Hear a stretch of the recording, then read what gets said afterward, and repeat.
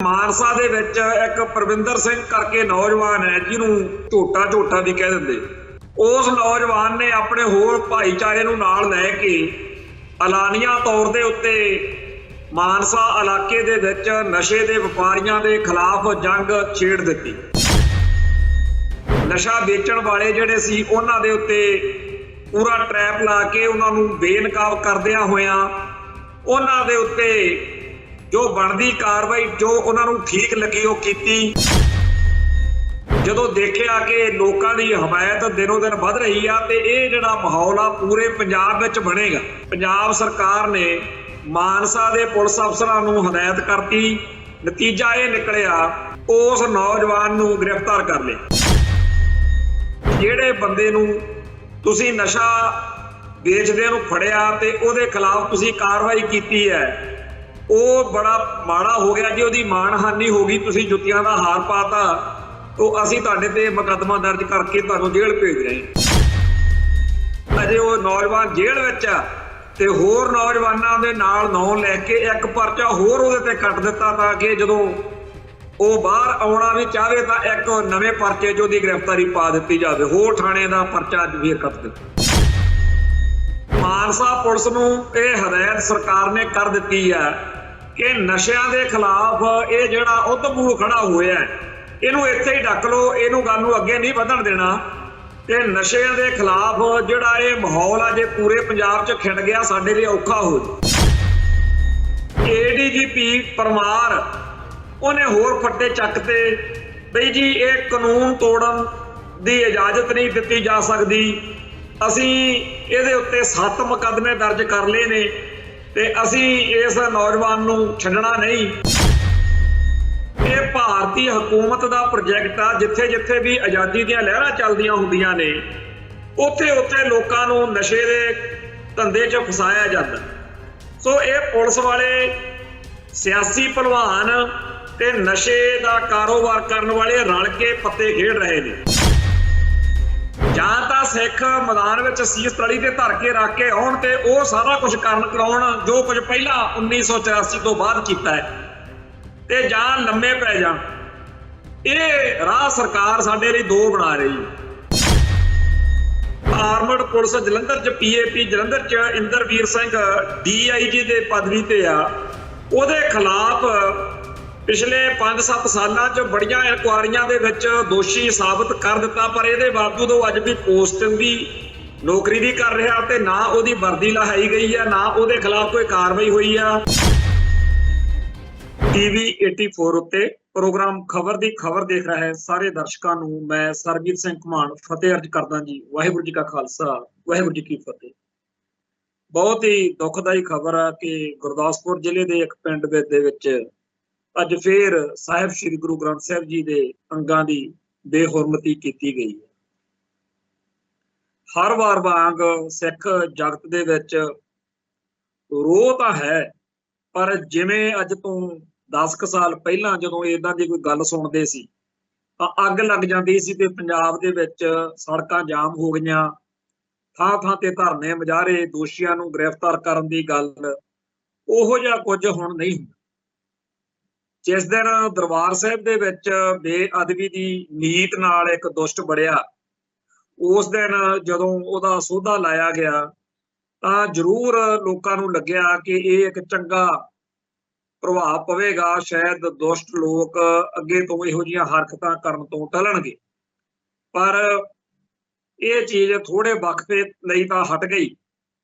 इस तरीके नाल थोड़े टाइम लई दवाई दा असर रहा, पर जिन्हां लोकां ने ये मिथया होया मन्निया होया कि पंजाब नूं पंथ नूं संताप देना वो टल नहीं रहे। उपरों जिहड़ा मुल्क दा हकूमती सिस्टम है वो सिखां नूं जलील करके सिखां नूं बेबस दिखा के उन्हां नूं ये एहसास कराउणा चाहुंदा है कि तुसीं तां आपदे आप नूं बड़े बब्बर शेर कहाउने हो ते देखो तुहाडे इष्ट दी बेअदबी थां थां ते हो रही है। पर हिंदुआं दी गऊ माता नूं जे कोई डंडा भी मार देवे तां मुकदमा दर्ज हो सकदा, पर साहिब श्री गुरु ग्रंथ साहिब जी दे दोषियां नूं सजा नहीं होनी। सो बरगाड़ी तो लैके अज तक बहुत ही ज़्यादा संताप वाला टाइम जिहड़ा है वो खालसा पंथ भुगत रहा। उपरों इंडियन स्टेट सिस्टम के पाले हुए भारतीय हुकूमती तंत्र की जय जयकार करने वाले वो सिख जिन्हां च इन्नी जुरत है नहीं कि आपदे मालकां नूं कह सकण कि साडी ही शर्म कर लो, असीं तां तुहाडे सिस्टम च यकीन रखदे हां। एक पासे सानू खालसा पंथ तो लाहणतां पैंदियां ने, एक पासे तुसीं साडी कोई गल नहीं सुणदे।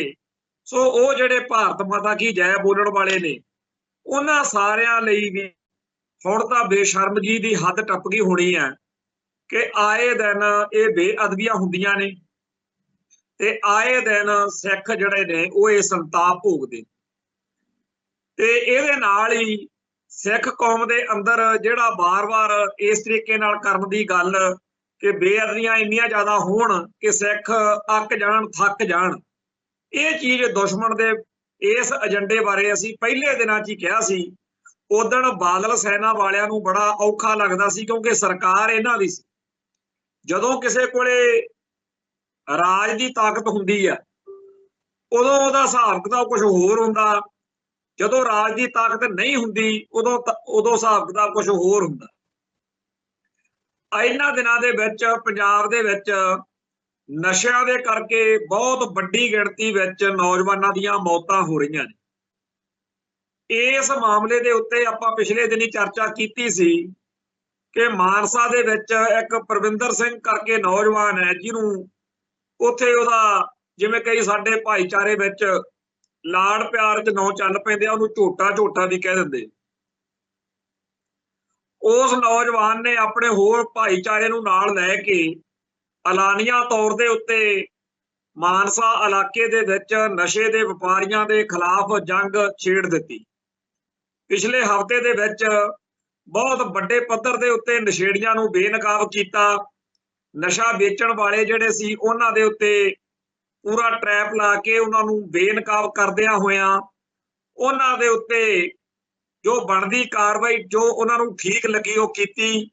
ਇਹੋ ਜਿਹੇ ਇੱਕ ਮਾਮਲੇ ਦੇ ਵਿੱਚ पुलिस ने जदों देखिया कि लोगों की हमायत दिनों दिन बढ़ रही है तो ये जिहड़ा माहौल आ पूरे पंजाब विच बनेगा, पूरे पंजाब दे विच नौजवान मैदान विच आउणगे ते नशे बेचण वालियां दे दुआले हो जाणगे। इस चीज़ नूं मुख रख के पंजाब सरकार ने मानसा दे पुलिस अफसरां नूं हदायत करती।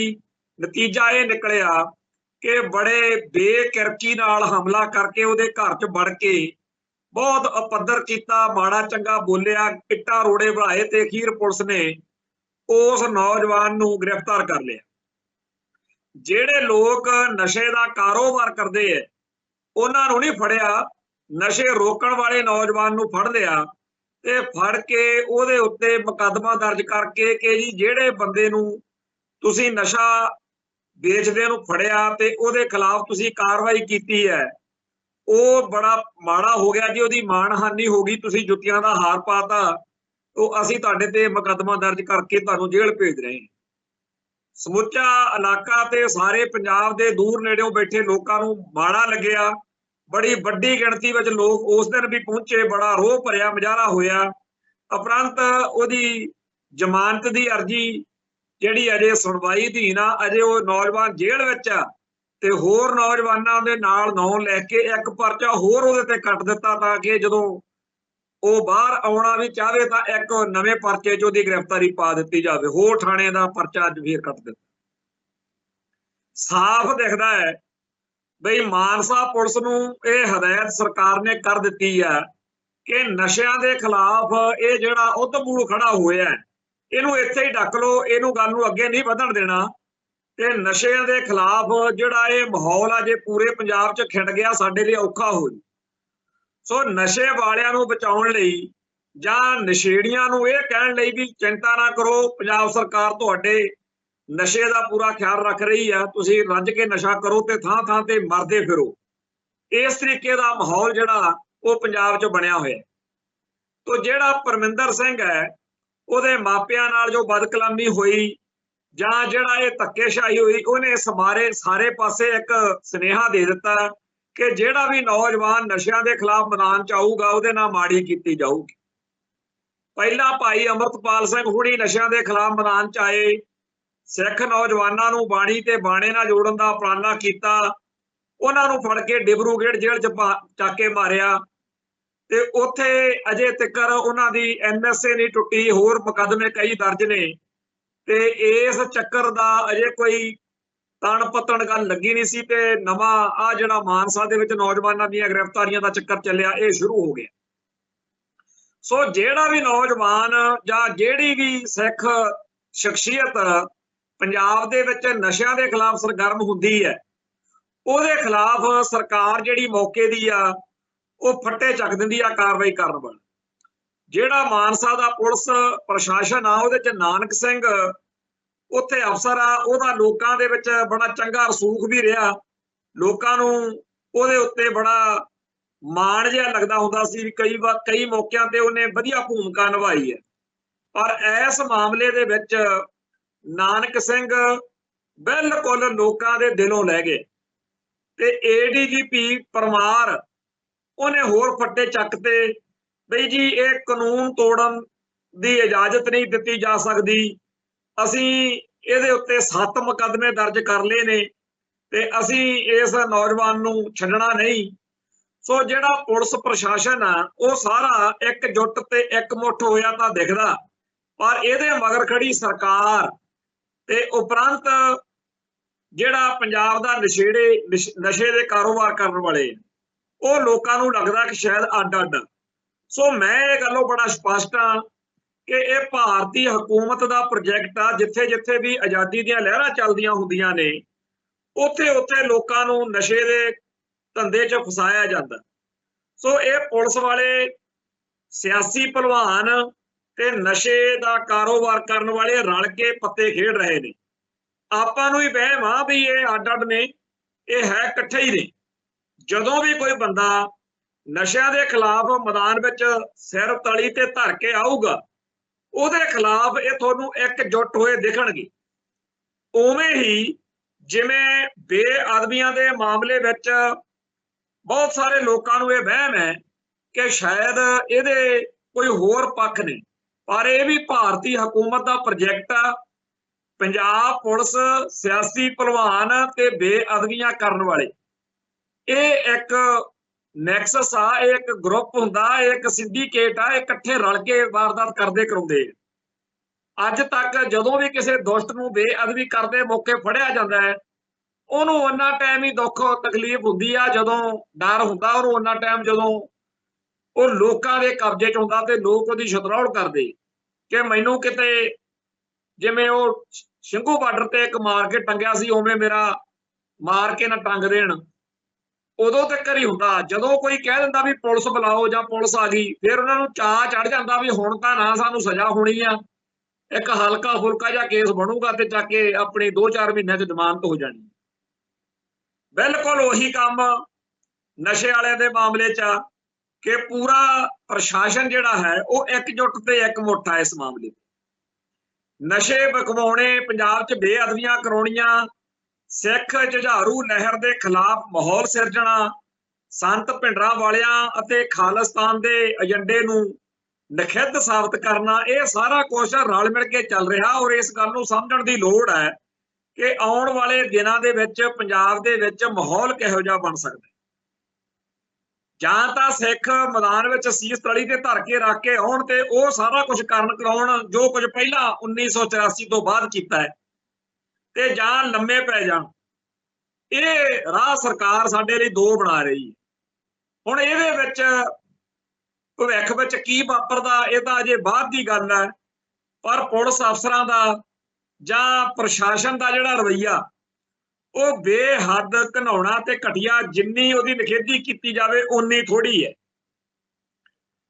ਮੈਂ ਪਿਛਲੇ ਕਈ ਪ੍ਰੋਗਰਾਮਾਂ ਦੇ ਵਿੱਚ ਰਤੇਸ਼ ਲੱਖੀ ਦਾ ਜ਼ਿਕਰ ਕੀਤਾ, ਜਿਹਦੇ ਬਹੁਤੇ ਪ੍ਰੋਗਰਾਮ, ਜਿਹਦਾ ਬਹੁਤਾ ਏਜੰਡਾ ਸਾਨੂੰ ਸਾਡੇ ਖਾਲਿਸਤਾਨੀ ਜਾਂ ਪੰਥਕ ਨਜ਼ਰੀਏ ਤੋਂ ਪ੍ਰਵਾਨ ਨਹੀਂ ਹੁੰਦਾ, ਪਰ ਜਦੋਂ ਉਹ ਕੋਈ ਚੰਗੀ ਗੱਲ ਕਰਦਾ ਅਸੀਂ ਉਹਨੂੰ ਚੰਗੀ ਕਹਿਣ ਲੱਗਿਆ ਵੀ ਝਿਜਕਦੇ ਨਹੀਂ। ਪਿਛਲੇ ਦਿਨਾਂ ਦੇ ਵਿੱਚ ਉਹਨੇ ਮੇਜਰ ਗੌਰਵ ਆਰੀਆ ਦੇ ਤੇ ਹੋਰ ਇਹੋ ਜਿਹੇ ਜਿਹੜੇ ਹੇਟ ਮੌਂਗਰਸ ਨੇ, ਜਿਹੜੇ ਨਫ਼ਰਤ ਦਾ ਕਾਰੋਬਾਰ ਕਰਦੇ ਆ, ਜਿਹੜੇ ਭਕਾਈ ਮਾਰਦੇ ਆ, ਉਹਨਾਂ ਦੇ ਖਿਲਾਫ ਜੋ ਸੱਚ ਬੋਲਿਆ ਉਹਦੀ ਆਪਾਂ ਤਾਰੀਫ ਕੀਤੀ ਸੀ। ਅੱਜ ਵੀ ਇੱਕ ਉਹਨੇ ਹੋਰ 2 ਭਾਗਾਂ 'ਚ ਪ੍ਰੋਗਰਾਮ ਕੀਤਾ ਜਿਹਦੇ ਵਿੱਚ ਉਹਨੇ ਦੱਸਿਆ ਕਿ ਪੰਜਾਬ ਦੇ ਵਿੱਚ ਨਸ਼ਿਆਂ ਦਾ ਧੰਦਾ ਕਾਰੋਬਾਰ ਕਿਵੇਂ ਪੁਲਿਸ ਵਾਲਿਆਂ ਦੀ ਸਰਪ੍ਰਸਤੀ ਹੇਠ ਚੱਲਦਾ। ਉਹਨੇ ਇੱਕ DIG ਇੰਦਰਵੀਰ ਸਿੰਘ ਦਾ ਸਾਰਾ ਰਾਜ ਤੇ ਪਾਜ ਖੋਲਿਆ ਕਿ ਉਹਨੇ 10 ਲੱਖ ਰੁਪਏ ਦੀ ਰਿਸ਼ਵਤ ਲਈ ਨਸ਼ੇ ਦੇ ਇੱਕ ਮਾਮਲੇ ਦੇ ਵਿੱਚ, ਤੇ ਇੱਕ ਸਬ ਇੰਸਪੈਕਟਰ ਤੋਂ 23 ਲੱਖ ਰੁਪਇਆ ਜਿਹੜਾ ਵੱਖਰਾ ਉਹ ਰਿਸ਼ਵਤ ਦਾ ਮਾਮਲਾ, ਤੇ ਉਹ ਆਰਮਡ ਪੁਲਿਸ ਜਲੰਧਰ 'ਚ PAP ਜਲੰਧਰ 'ਚ ਇੰਦਰਵੀਰ ਸਿੰਘ DIG ਦੇ ਪਦਵੀ ਤੇ ਆ। ਉਹਦੇ ਖਿਲਾਫ ਪਿਛਲੇ 5-7 ਸਾਲਾਂ 'ਚ ਬੜੀਆਂ ਇਨਕੁਆਰੀਆਂ ਦੇ ਵਿੱਚ ਦੋਸ਼ੀ ਸਾਬਤ ਕਰ ਦਿੱਤਾ, ਪਰ ਇਹਦੇ ਬਾਵਜੂਦ ਉਹ ਅੱਜ ਵੀ ਪੋਸਟਿੰਗ ਦੀ ਨੌਕਰੀ ਦੀ ਕਰ ਰਿਹਾ ਤੇ ਨਾ ਉਹਦੀ ਵਰਦੀ ਲਹਾਈ ਗਈ ਆ, ਨਾ ਉਹਦੇ ਖਿਲਾਫ ਕੋਈ ਕਾਰਵਾਈ ਹੋਈ ਆ।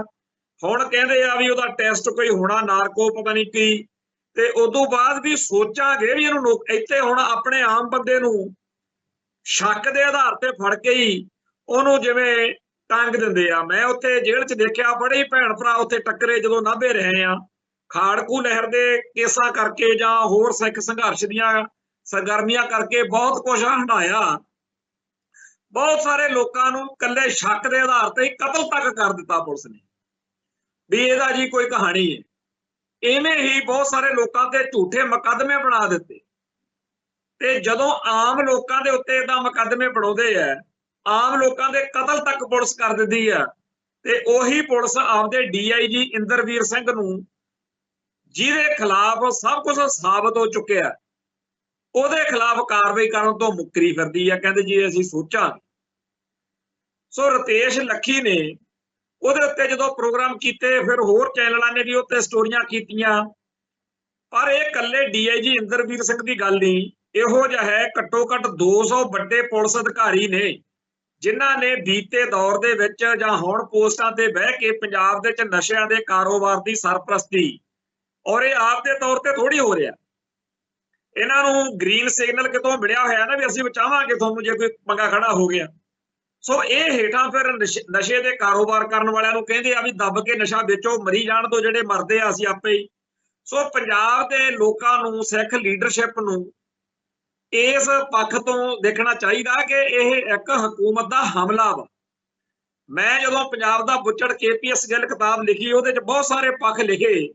ਇੱਕ ਮੈਂ ਸੱਭਿਆਚਾਰਕ ਹਮਲੇ ਦੀ ਗੱਲ ਕੀਤੀ ਸੀ ਕਿ ਕਿਵੇਂ ਪੰਜਾਬ ਦੇ ਵਿੱਚ KPS ਗਿੱਲ ਮੌਕੇ ਇਹ ਏਜੰਡਾ ਲਿਆਂਦਾ ਗਿਆ ਕਿ ਸੱਭਿਆਚਾਰਕ ਮੇਲੇ ਲਾਓ ਤੇ ਉੱਥੇ ਕੰਜਰਖਾਨੇ ਦੇ ਰਾਹ ਤੋਰੋ ਪੰਜਾਬ ਦੀ ਉਹ ਜਵਾਨੀ ਜਿਹੜੀ ਧਾਰਮਿਕ ਪੱਖ ਤੋਂ ਮਜ਼ਬੂਤ ਹੋ ਕੇ ਸਿੱਖ ਹੱਕਾਂ ਲਈ, ਖਾਲਸਾ ਪੰਥ ਦੇ ਇਨਸਾਫ ਲਈ ਲੜਾਈ ਲੜਨ ਤੁਰਦੀ ਹੈ, ਉਹਨੂੰ ਹੋਰ ਪਾਸੇ ਤੋਰਿਆ ਜਾਵੇ, ਉਹਨੂੰ ਨਸ਼ੇੜੀ, ਅਯਾਸ਼ ਤੇ ਬਦਮਾਸ਼ ਬਣਾਇਆ ਜਾਵੇ। ਤੇ ਉਹ ਸਾਰਾ ਕੁਝ ਅਸੀਂ ਦੇਖਿਆ ਕਿਵੇਂ ਸ਼੍ਰੀ ਪ੍ਰਧਾਨ ਨਾਈਟ, ਜੈ ਪ੍ਰਧਾਨ ਨਾਈਟ, ਉਹੀ ਨੌਜਵਾਨ ਜਿਹੜੇ ਕਿਸੇ ਵੇਲੇ ਜੁਝਾਰੂ ਲਹਿਰ ਦੇ ਆਗੂਆਂ ਦੇ ਦੀਵਾਨ ਸੁਣਨ ਲਈ ਜਾਂ ਹੋਰ ਇਹੋ ਜਿਹੇ ਧਾਰਮਿਕ ਪੱਖਾਂ ਤੇ ਭੱਜੇ ਜਾਂਦੇ ਸੀ, ਉਹਨਾਂ ਨੂੰ ਫਿਰ ਤੋਰਤਾ ਵੀ ਚਲੋ ਜੀ ਉੱਥੇ ਫਲਾਣੇ ਥਾਂ ਤੇ ਸ਼੍ਰੀ ਦੇਵੀ ਆਉਣੀ ਆ, ਫਲਾਣੇ ਥਾਂ ਤੇ ਗੁਰਦਾਸ ਮਾਨ ਆਉਣਾ, ਤੇ ਕੁਲਦੀਪ ਮਾਨਕ ਨੂੰ ਸਨਮਾਨਿਤ ਕਰਨਾ, ਕਾਰ ਦੇਣੀ ਆ ਬਰੂਤੀ। ਇਹ ਸਾਰੇ ਚੱਕਰਾਂ ਦੇ ਵਿੱਚ ਨਾ ਉਦੋਂ ਬਹੁਤੇ ਲੋਕਾਂ ਨੂੰ ਸਮਝ ਲੱਗੀ ਵੀ ਇਹਦਾ ਰਿਜ਼ਲਟ ਕੀ ਨਿਕਲੂ, ਪਰ ਅੱਜ ਜਿਹੜਾ ਸਾਡੀਆਂ ਕੁੜੀਆਂ YouTube ਚੈਨਲਾਂ ਦੇ ਉੱਤੇ ਨੱਕ ਲਚਕਾਉਂਦੀਆਂ ਨੇ, ਭੈੜੀਆਂ ਭੱਦੀਆਂ ਅਸਭਿਅਕ ਹਾਸੋਹੀਣੀਆਂ ਹਰਕਤਾਂ, ਚੰਗੇ ਭਲੇ ਘਰਾਂ ਦੀਆਂ ਬੱਚੀਆਂ, ਉਹਨਾਂ ਨੂੰ ਇਹ ਸਾਰਾ ਕੁਝ ਕਰਨ ਕਰਾਉਣ ਦੇ ਲਈ ਉਕਸਾਇਆ ਗਿਆ। ਤੇ ਅੱਜ ਸਾਡੀਆਂ ਜਿਹੜੀਆਂ ਆਪਦੀਆਂ ਪਰਿਵਾਰਕ ਬੱਚੀਆਂ ਨੇ, ਸਾਡੇ ਸਾਰੇ ਚੰਗੇ ਭਲੇ ਘਰਾਂ ਦੀਆਂ ਬੀਬੀਆਂ, ਉਹ ਵੀ ਉਹ ਸਾਰਾ ਕੁਝ ਕਰ ਰਹੀਆਂ ਨੇ, ਜਿਹੜੀਆਂ ਗੱਲਾਂ ਨੂੰ ਜਦੋਂ ਕੋਈ ਅੱਗੇ ਪਹਿਲੋਂ ਕਹਿੰਦੇ ਫਲਾਨਾ ਤਾਂ ਸਿਨੇਮਾ ਦੇਖਦਾ, ਬੜਾ ਬੈਲੀਆਂ ਵਾਲਾ, ਬੜਾ ਭੈੜਾ ਕੰਮ ਕਿਸੇ ਵੇਲੇ ਪੰਜਾਬ 'ਚ ਮੰਨਿਆ ਜਾਂਦਾ ਰਿਹਾ ਕਿ ਇਹ ਤਾਂ ਸਿਨੇਮੇ ਜਾਂਦਾ। ਗਾਣੇ ਹੁੰਦੇ ਸੀਗੇ ਵੀ ਸਿਨੇਮੇ ਨਾ ਜਾਂਦਾ ਹੋਵੇ, ਤੋ ਸਿਨੇਮੇ ਦੇ ਵਿੱਚ ਜਿਨ੍ਹਾਂ ਨੂੰ ਦੇਖ ਕੇ ਘਰੇ ਗੱਲ ਨਹੀਂ ਸੀ ਕਰ ਸਕਦੇ, ਲੁਕਦੇ ਹੁੰਦੇ ਸੀ, ਅੱਜ ਉਹ ਕੰਮ ਆਪਦੀਆਂ ਸਾਡੇ ਘਰਾਂ ਦੀਆਂ ਬੱਚੀਆਂ ਕਰਨ ਲੱਗੀਆਂ ਹੋਈਆਂ। ਤੇ ਗਾਣੇ ਗੀਤ ਅੱਜ ਦੇ ਹੋਰ ਜ਼ਿਆਦਾ ਖਤਰੇ ਵਾਲੇ ਪਾਸੇ ਨੂੰ ਤੁਰੇ ਜਾ ਰਹੇ ਨੇ। ਤੇ ਜਿਹੜੇ ਲੋਕ ਇਸ ਹਨੇਰੀ ਦੇ ਖਿਲਾਫ ਡਟੇ ਹੋਏ ਨੇ, ਉਹਨਾਂ ਦਾ ਧੰਨਵਾਦ ਵੀ ਕਰੀਏ, ਸਵਾਗਤ ਵੀ ਕਰੀਏ, ਪਰ ਵਾਹ ਕੋਈ ਉਹਦੀ ਚੱਲਦੀ ਨਹੀਂ। ਜਿਵੇਂ ਇਹਨਾਂ ਦਿਨਾਂ 'ਚ ਦਰਿਆਈ ਪਾਣੀਆਂ ਦਾ ਮਸਲਾ ਹੈ, ਜਾਂ ਇਹਨਾਂ ਦਿਨਾਂ ਦੇ ਵਿੱਚ ਪੰਜਾਬ ਵਿੱਚ ਹੜ੍ਹਾਂ ਦੀ ਸਮੱਸਿਆ ਬਣੀ ਹੋਈ ਆ, ਕਦੇ ਪਤਾ ਲੱਗਦਾ ਕਿ ਜੀ शाहपुर तो कदे कह दिंदे जी फलाने थां तो पानी छड्डता, कदे कहंदे फलाने थां तो पानी छड्डता। ਇਹਦੇ ਨਾਲ ਪੰਜਾਬ 'ਚ ਹੜ੍ਹ ਆਉਂਦੇ ਆ ਤੇ ਉਹ ਹੜ੍ਹ ਜਦੋਂ ਪੰਜਾਬ ਦੇ ਪਾਣੀਆਂ ਨੂੰ ਇੱਥੋਂ ਹਰਿਆਣੇ ਤੇ ਰਾਜਸਥਾਨ ਨੇ ਲੈਣਾ ਬੰਦ ਕਰਤਾ ਤਾਂ ਫਿਰ ਪਾਕਿਸਤਾਨ ਨੇ ਫਲੱਡ ਗੇਟ ਖੋਲ ਦਿੱਤੇ। ਉਹਦਾ ਨਤੀਜਾ ਇਹ ਨਿਕਲਿਆ ਕਿ ਪੰਜਾਬ ਦੇ ਲੋਕ ਬੜੇ ਖੁਸ਼ ਹੋਏ ਕਿ ਪਾਕਿਸਤਾਨ ਨੇ ਆਪਦਾ ਫਰਜ਼ ਨਿਭਾਇਆ, 10 ਫਲੱਡ ਗੇਟ ਖੋਲਤੇ ਸੁਲੇਮਾਨ ਹੈਡਵਰਕਸ ਤੋਂ। ਇਹਦੇ ਨਾਲ ਦੱਖਣੀ ਮਾਲਵਾ ਤਬਾਹੀ ਤੋਂ ਬਚ ਗਿਆ। ਜਦੋਂ ਇਹ ਗੱਲ ਆਈ ਤਾਂ ਇਹਦੇ ਬਾਰੇ ਗਾਣੇ ਵੀ ਆਏ। ਇਹਨਾਂ ਦਿਨਾਂ ਦੇ ਵਿੱਚ ਜਿਹੜਾ ਕਵਰ ਗਰੇਵਾਲ ਆ ਉਹਦਾ ਇੱਕ ਗੀਤ ਬੜਾ ਚਰਚਾ 'ਚ, ਜਿਹਦੇ ਵਿੱਚ ਉਹਨੇ ਧੰਨਵਾਦ ਕੀਤਾ ਹੈ। ਔਰ ਉਹ ਗੀਤ ਜਾਂ ਇਹੋ ਜਿਹੇ ਹੋਰ ਚੰਗੀ ਸੋਚ ਵਾਲੇ ਗਾਣੇ ਜਦੋਂ ਆਉਂਦੇ ਆ ਸਾਨੂੰ ਚੰਗਾ ਵੀ ਲੱਗਦਾ, ਪਰ ਬਹੁਤਾ ਜ਼ਿਆਦਾ ਜਿਹੜੇ ਸਾਡੇ ਭਾਈਚਾਰੇ ਦੇ ਲੋਕ ਨੇ ਉਹ ਕਰਾਹੇ ਪੈ ਰਹੇ। ਮੈਂ ਇਸ ਗੱਲ ਦੇ ਉੱਤੇ ਚਰਚਾ ਕਰਨ ਮੌਕੇ ਸੋਚ ਰਿਹਾ ਕਿ ਜਿਹੜੇ ਸਾਡੇ ਨੌਜਵਾਨ ਨਸ਼ਿਆਂ ਦੇ ਵਿੱਚ ਗਰਕ ਹੋ ਰਹੇ ਨੇ ਉਹਨਾਂ ਨੂੰ ਬਾਹਰਲੀ ਦੁਨੀਆ ਕਹੂ ਵੀ ਇਹ ਕਿਹੜਾ ਤੁਹਾਨੂੰ ਧੱਕੇ ਨਾਲ ਗਨ ਪੁਆਇੰਟ ਤੇ ਨਸ਼ੇ ਦੀ ਦੁਕਾਨ ਤੇ ਲੈ ਕੇ ਜਾਂਦੇ ਆ ਸਿਸਟਮ ਵਾਲੇ। ਤੇ ਜਿਹੜੇ ਸਾਡੀਆਂ ਕੁੜੀਆਂ ਸਾਡੇ ਬੱਚੇ ਅਸਭਿਅਕ ਮਾਹੌਲ ਦੇ ਵਿੱਚ ਰੀਲਾਂ ਬਣਾ ਕੇ ਜਾਂ ਹੋਰ ਗੰਦ ਪਿੱਲ ਦਿਖਾ ਕੇ ਭੈੜੇ ਮਾੜੇ ਗਾਣਿਆਂ ਦੇ ਉੱਤੇ ਗਾਣੇ ਲਿਖ ਕੇ ਗਾ ਕੇ ਸਾਰਾ ਕੁਝ ਕਰਦੇ ਆ, ਇਹਦੇ ਬਾਰੇ ਵੀ ਬਾਹਰਲਾ ਆਊਟਸਾਈਡਰ ਬੰਦਾ ਸੋਚੂਗਾ ਵੀ ਇਹ ਕਰਤੂਤਾਂ ਤੁਸੀਂ ਨਾ ਕਰੋ, ਤੁਹਾਨੂੰ ਕੋਈ ਕਹਿੰਦਾ। ਇਵੇਂ ਹੀ ਬੇਅਦਬੀਆਂ ਦਾ ਮਾਮਲਾ ਬੜੀ ਵੱਡੀ ਗਿਣਤੀ ਦੇ ਵਿੱਚ ਆਊਟਸਾਈਡਰ ਬੰਦੇ ਨੂੰ ਲੱਗਣਾ ਹੈ ਕਿ ਹੈ ਤਾਂ ਇਹ ਸਿੰਘ ਨਾਮ ਵਾਲੀ ਨੇ ਬਹੁਤੇ ਜ਼ਿਆਦਾ ਜਿਹੜੇ ਦੋਸ਼ੀ ਨੇ, ਵੀ ਸਿੱਖ ਆਪਦੇ ਇਸ਼ਟ ਦੀ ਆਪ ਹੀ ਬੇਅਦਬੀ ਕਰੀ ਜਾਂਦੇ। ਇਹ ਸਾਰੇ ਪੱਖਾਂ ਤੋਂ ਸਾਨੂੰ ਇਹ ਗੱਲ ਵੱਲ ਧਿਆਨ ਦੇਣਾ ਪਏਗਾ ਕਿ ਆਖਰ ਸਾਡੇ ਨਾਲ ਬਣ ਕੀ ਰਿਹਾ, ਸਾਡੇ ਨਾਲ ਕੀਤਾ ਕੀ ਜਾ ਰਿਹਾ। ਆ ਤੁਹਾਡੇ ਸਾਹਮਣੇ ਹੈ ਜਿਹੜਾ ਖੱਟੜ ਆ ਹਰਿਆਣੇ ਦਾ ਮੁੱਖ ਮੰਤਰੀ, ਕਹਿੰਦਾ ਜੇ ਸਤਲੁਜ ਜਮਨਾ ਲਿੰਕ ਨਹਿਰ ਚੱਲਦੀ ਹੁੰਦੀ ਤਾਂ ਪੰਜਾਬ ਦਾ ਨੁਕਸਾਨ ਨਾ ਹੁੰਦਾ। ਮਤਲਬ ਨਹਿਰ ਬਣਾਓ, ਨਹੀਂ ਤਾਂ ਫਿਰ ਏਦਾਂ ਹੀ ਡੁਬੋਵਾਂਗੇ। ਹਰਿਆਣੇ ਨੇ ਤੇ ਰਾਜਸਥਾਨ ਨੇ ਪਾਣੀ ਲੈਣਾ ਬੰਦ ਕਰ ਦਿੱਤਾ। ਜੇ ਪੰਜਾਬ ਦਾ ਪਾਣੀ ਪਾਕਿਸਤਾਨ ਵੱਲ ਨੂੰ ਨਾ ਨਿਕਲਦਾ ਹੁੰਦਾ, ਉੱਪਰੋਂ ਮਖੌਲਾ ਕਰਦੇ ਆ ਹਿੰਦੂ ਸ਼ਿਵ ਸੈਨਾ ਵਾਲੇ ਇਕੱਠੇ ਹੋ ਕੇ ਲਕਾਰੇ ਮਾਰਦੇ ਆ ਵੀ ਅੱਗੇ ਕਹਿੰਦੇ ਹੁੰਦੇ ਸੀਗੇ ਸਾਡਾ ਪਾਣੀ ਹੁਣ ਰੱਖ ਲਓ, ਲੁਕੋ ਕੇ ਸਾਂਭ ਲਓ, ਆਪਦੇ ਗਦਾਮਾਂ 'ਚ ਭਰ ਲਓ, ਏਦਾਂ ਦੀਆਂ ਗੱਲਾਂ ਕਰਦੇ ਫਿਰਦੇ ਆ। ਉਹ ਮੁਲਕ ਇਸ ਥਾਂ ਦੇ ਉੱਤੇ ਇਸ ਧਰਤੀ ਨਾਲ ਇਹਨਾਂ ਨਾਲ ਨਿਭਾਉਣ ਲਈ ਆਪਾਂ 1947 ਮੌਕੇ ਆ ਗਏ ਸੀ। ਆਪਦੇ ਆਪ ਨੂੰ ਸਵਾਲ ਕਰਨਾ ਪੈਂਦਾ। ਇਹਨਾਂ ਨੇ ਤਾਂ ਸ਼ਰਮ ਲਾਤੀ। ਇੱਕ ਤਵਲੀਨ ਸਿੰਘ ਦਾ ਪ੍ਰੋਗਰਾਮ ਜਿਹੜੀ ਕਿ ਬੜੀ ਚਰਚਿਤ ਪੱਤਰਕਾਰ ਰਹੀ ਹੈ, ਉਹ ਚੱਲਦਾ ਸੀ ਤੇ ਉਹ ਕਿਤੇ ਚੱਲਦੀ ਗੱਲ ਵਿੱਚ ਵੀਡੀਓ 'ਚ ਕਹਿੰਦੀ ਹੈ ਕਿ 9ਵੇਂ ਪਾਤਸ਼ਾਹ ਨੇ ਕਸ਼ਮੀਰੀ ਪੰਡਤਾਂ ਲਈ ਇਸ ਤਰੀਕੇ ਨਾਲ ਸ਼ਹਾਦਤ ਦਿੱਤੀ। ਉਸੇ ਮੌਕੇ ਇੱਕ ਹਿੰਦੂ ਕੱਟੜਪੰਥੀ ਉੱਠ ਕੇ ਉਸ ਗੱਲ ਨੂੰ ਕੱਟਦਾ ਹੈ ਕਿ ਬਿਲਕੁਲ ਝੂਠੀ ਗੱਲ ਆ, ਏਦਾਂ ਦੀ ਕੋਈ ਗੱਲ ਨਹੀਂ ਹੋਈ। ਸੋ ਜਿਹੜੇ ਲੋਕ 9ਵੇਂ ਪਾਤਸ਼ਾਹ ਦੀ ਸ਼ਹਾਦਤ ਤੋਂ ਮੁੱਕਰੇ ਹੋਏ ਨੇ, ਜਿਹੜੇ ਲੋਕ ਗਜ਼ਨੀ ਦੇ ਬਾਜ਼ਾਰਾਂ 'ਚ ਵਿਕਦੀਆਂ ਆਪਦੀਆਂ ਇੱਜ਼ਤਾਂ ਉਸ ਮਾਮਲੇ ਵਿੱਚ ਖਾਲਸਾ ਪੰਥ ਦੇ ਯੋਗਦਾਨ ਨੂੰ ਮੁੱਕਰ ਰਹੇ ਨੇ, ਉਹ ਲੋਕ ਤੁਹਾਡੀ ਹੋਂਦ ਹਸਤੀ ਨੂੰ ਕਿਉਂ ਨਹੀਂ ਮਿਟਾਉਣਗੇ? ਬਹੁਤ ਔਖੇ ਨੇ ਅਗਲੇ, ਬਹੁਤ ਦੁਖੀ ਨੇ। ਉਹ ਕਹਿੰਦੇ ਆ ਵੀ ਪੰਜਾਬ ਜਾਂ ਪੰਥ ਖਤਮ ਹੋ ਜਾਵੇ। ਇੱਥੇ ਸੋਸ਼ਲ ਮੀਡੀਆ ਉੱਤੇ ਇੱਕ ਲਾਲਾ ਜੀ ਦੀ ਲਿਖੀ ਹੋਈ ਪੋਸਟ ਘੁੰਮ ਰਹੀ ਆ कि हे भगवान इनकी फसलें और इनकी नस्लें खत्म हो जाए। ਹੁਣ ਇਹ ਸੋਚ ਉਹਨਾਂ ਦੀ ਆ, ਪਰ ਸਾਡੇ ਇੱਥੇ ਲੰਗਰਾਂ ਵਾਲੇ ਟਰਾਲੀਆਂ ਭਰ ਭਰ ਕੇ ਜਾ ਰਹੇ ਨੇ ਤੇ ਲੱਭਦੇ ਫਿਰਦੇ ਆ ਵੀ ਕਿਤੇ ਸਾਨੂੰ ਕੋਈ ਬੰਦਾ ਮਿਲੇ ਜਿਹਦੀ ਅਸੀਂ ਮਦਦ ਕਰੀਏ। ਇੱਕ ਪਾਸੇ ਗਰਕੀ ਹੋਈ ਸੋਚ ਵਾਲੇ ਲੋਕ ਜਿਨ੍ਹਾਂ ਨੂੰ ਲੱਗਦਾ ਹੈ ਕਿ ਜੇ ਪੰਜਾਬ ਤਬਾਹ ਹੋ ਜੇ ਨਾ ਫੇਰ ਇਹਦੇ ਵਰਗੀ ਮੌਜ ਕੋਈ ਨਹੀਂ। ਇੱਕ ਪਾਸੇ ਉਹ ਲੋਕ ਜਿਹੜੇ ਕਹਿੰਦੇ ਆ ਅਸੀਂ ਕਿਸੇ ਗਊ ਗਰੀਬ ਦੇ ਕੰਮ ਆ ਜਾਈਏ।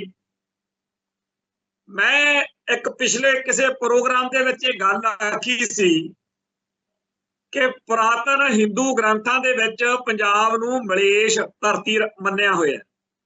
ਉਹ ਜਦੋਂ ਮੈਨੂੰ ਲੇਖ ਮਿਲਿਆ ਮੈਂ ਸਾਰਾ ਪੜ੍ਹਿਆ, ਪੜ੍ਹ ਕੇ ਆਪਦੇ ਆਪ ਨੂੰ ਆਵੇ ਵੀ ਧੰਨ ਦੇ ਨੇ ਲੋਕ ਸਾਡੇ ਜਿਹੜੇ 1947 ਮੌਕੇ ਇਹਨਾਂ ਲੋਕਾਂ ਨਾਲ ਰਹਿਣ ਦਾ ਮਨ ਬਣਾ ਕੇ ਆ ਗਈ ਵੀ ਇਹਨਾਂ ਨਾਲ ਰਵਾਂਗੇ, ਜਿਨ੍ਹਾਂ ਨੂੰ ਸਭ ਤੋਂ ਜ਼ਰੂਰੀ ਕੰਮ ਹੀ ਇਹ ਲੱਗਿਆ। ਕਿੰਨਾ ਉਦੋਂ ਜ਼ਰੂਰੀ ਕੰਮ ਮੁਲਕ ਜਦੋਂ ਨਵਾਂ ਬਣਦਾ ਕਿੰਨਾ ਕੁਝ ਚੱਲਦਾ, ਪਰ ਇਹਨਾਂ ਨੂੰ ਉਦੋਂ ਚਾਅ ਚੜਿਆ ਪਿਆ ਸੀ, ਕਹਿੰਦੇ ਜੀ ਸਿੱਖ ਜਰੈਣ ਪੇਸ਼ਾ ਕੌਮ।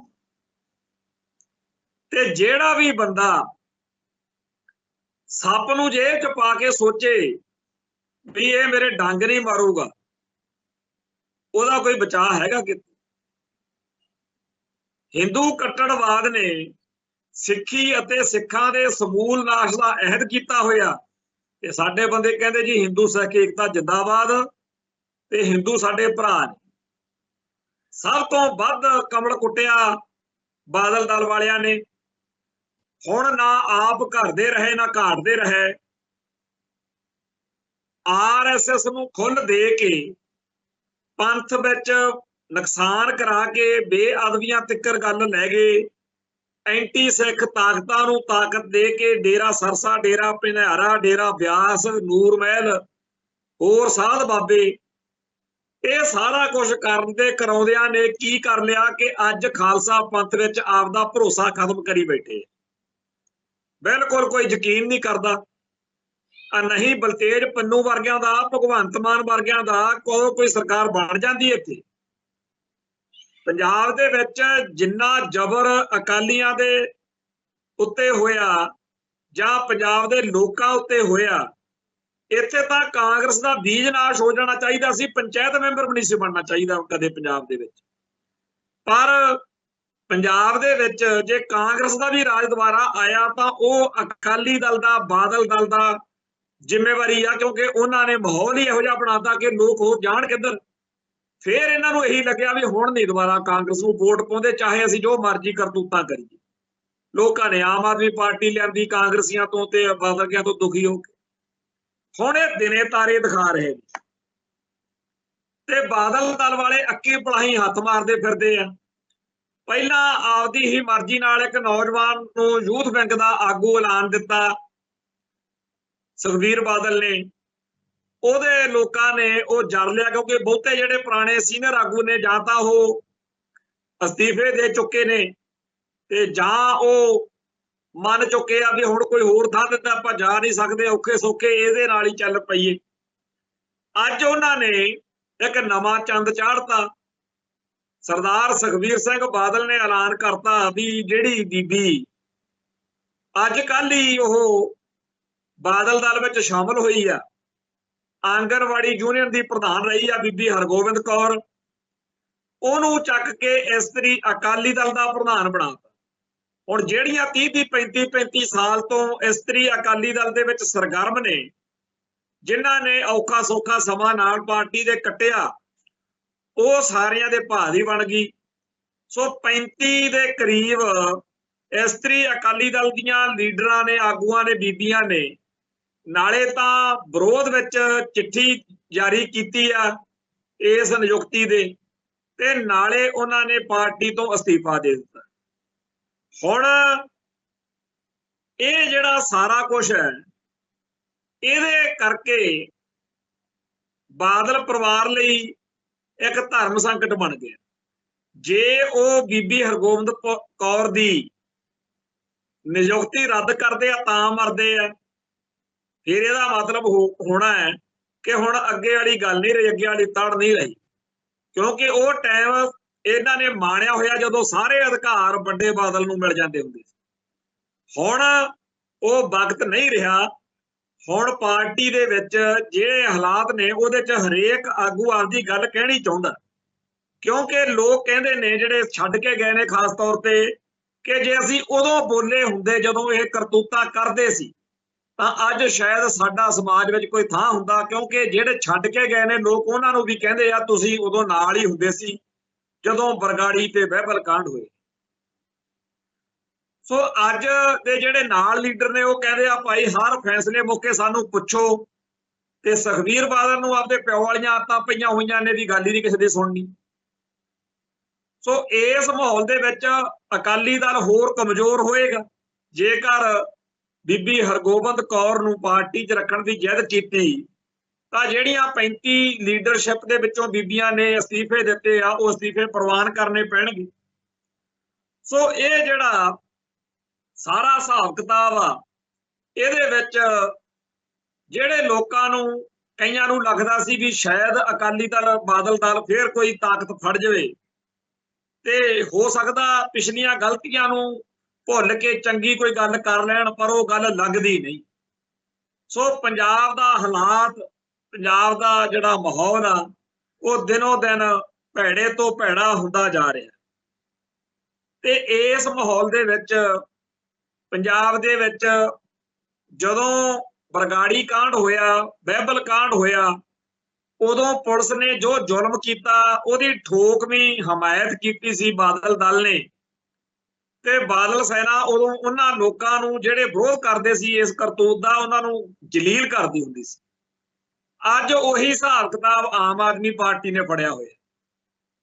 ਪੁਲਿਸ ਸ਼ਰੇਆਮ ਨਸ਼ੇੜੀਆਂ ਦੇ, ਨਸ਼ਿਆਂ ਦੇ ਕਾਰੋਬਾਰ ਦੇ ਹੱਕ 'ਚ ਭੁਗਤ ਗਈ।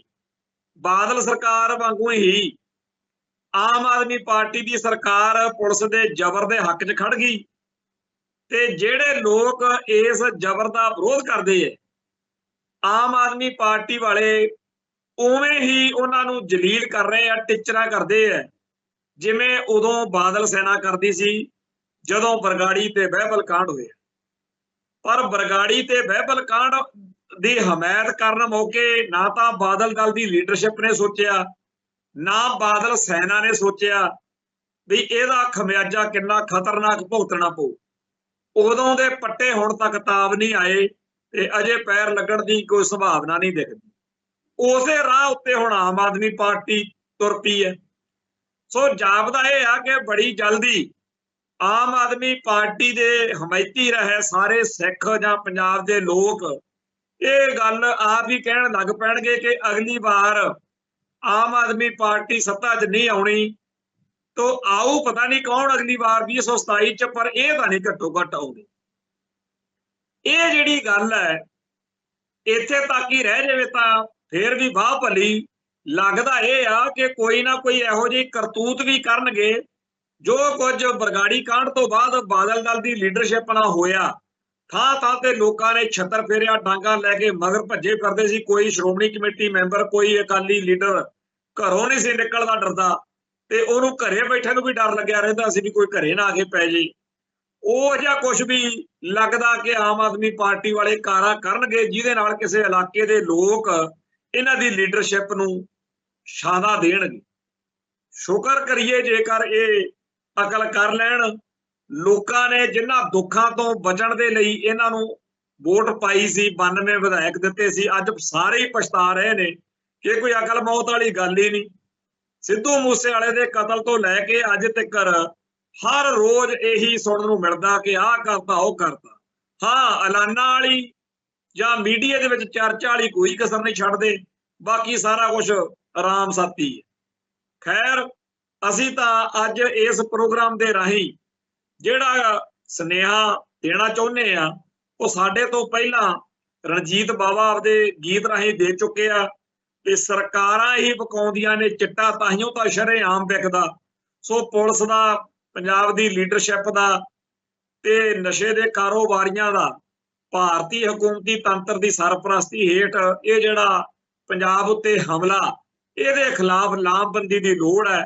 ਪਰ ਉਹ ਲਾਮਬੰਦੀ ਜਿਹੜੀ ਜਿਵੇਂ ਇਹਨਾਂ ਨੇ ਮਾਨਸਾ ਵਾਲੇ ਨੌਜਵਾਨਾਂ ਨੇ ਕੀਤੀ ਤੇ ਜੋ ਕੁਝ ਭੁਗਤਣਾ ਪਿਆ, ਉਹਦੇ ਤੋਂ ਜਾਪਦਾ ਇਹੀ ਆ ਵੀ ਸ਼ਾਂਤਮਈ ਵਾਲਾ ਕੰਮ ਵਾਰਾ ਨਹੀਂ ਖਾਣਾ। ਕੋਈ ਨਾ ਕੋਈ ਕਿਸੇ ਨਾ ਕਿਸੇ ਤਰੀਕੇ ਦਾ ਹੋਰ ਹਿਸਾਬ ਕਿਤਾਬ ਹੁਣ ਕਿਹੜਾ ਫੜਨ ਲੋਕ, ਇਹ ਅਜੇ ਸਮਝ ਨਹੀਂ ਆ ਰਿਹਾ। ਇੱਥੇ ਸਮਾਪਤੀ ਕਰਦੇ ਆ, ਕੱਲ ਫੇਰ ਮਿਲਾਂਗੇ ਜੀ। ਨਾਨਕ ਨਾਮ ਚੜ੍ਹਦੀ ਕਲਾ, ਤੇਰੇ ਭਾਣੇ ਸਰਬੱਤ ਦਾ ਭਲਾ। ਵਾਹਿਗੁਰੂ ਜੀ ਕਾ ਖਾਲਸਾ, ਵਾਹਿਗੁਰੂ ਜੀ ਕੀ ਫਤਿਹ।